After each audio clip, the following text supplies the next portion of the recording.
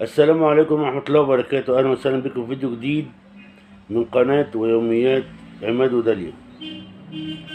النهاردة هنتكلم على فيديو مش هيبقى خاص بالمعاقين، هو خاص يعني يمس المعاقين يعني، لكن هو مش تحديدا علشانهم، هو تحديدا في الدفاع عنهم ضد قليل الأدب وعديم التربية من المواطنين اللي ما يسوش بصلة. باختصار كده، المعاق دوت لو كان بيبيع جوابه فلازم تبقى عارف ان هو معذور، عايز يجوز بنته او عايز يدخل ابنه الجامعه او عايز يجيب لهم هدوم مدارس، اوكي. لكن هو مش فاضي زيك، لا مؤاخذه، ما طلعش بالحديد اللي بتقولوا عليها، طلع ولا الرقاصه وقعد يغني عشان الرقاصه تهز قدامه. طبعا انت عارف دي معناها ايه، اوكي.